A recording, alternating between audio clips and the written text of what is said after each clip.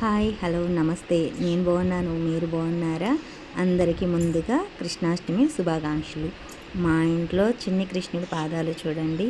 ఏమో అంత బాగా రాకపోవచ్చు, నాకు వచ్చినట్టు నేను వేశానండి. అలాగే నాకు 11,000 మంది సబ్స్క్రైబర్స్ పెరిగారండి. నాకు చాలా అంటే చాలా హ్యాపీగా ఉంది. అంతా మీ అభిమానం నా మీద ఉన్నందుకు నేను చాలా రుణపడి ఉంటాను మీకు. కాకపోతే ఎందుకో కానీ యూట్యూబ్ ఛానల్ వాళ్ళు నా ఛానల్ ఇది తీసుకోలేకపోయారు. అంటే నా ఓన్ కంటెంట్ ఏమీ లేదు అనేమో.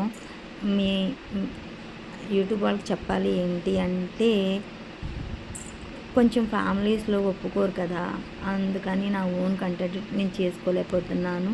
అందుకే నాకు వచ్చినట్టు నేను వీడియోస్ అప్లోడ్ చేస్తున్నాను. తెలియక ఏమన్నా అప్లోడ్ చేస్తే మాత్రం క్షమించండి. ఇది కూడా దీంట్లో ఏమన్నా తప్పులు ఉంటే మాత్రం అది కూడా ఏమనుకోవద్దు. మా ఇంట్లో పూజా విధానం ఇదండి. నాకెవరు పెద్దవాళ్ళు చెప్పలేదు. మాకేమీ కృష్ణుడి ఆచారాలు ఏమీ లేవండి. నాకెందుకో కృష్ణుడి చేసుకోవాలి అని ఉంటుంది, అందుకే చేసుకున్నాను. మా ఇంట్లో ఈ వెన్న కృష్ణుడికి వెన్న దొరకలేదండి. అంటే నాకు వెన్న చేయడం కుదరలేదండి.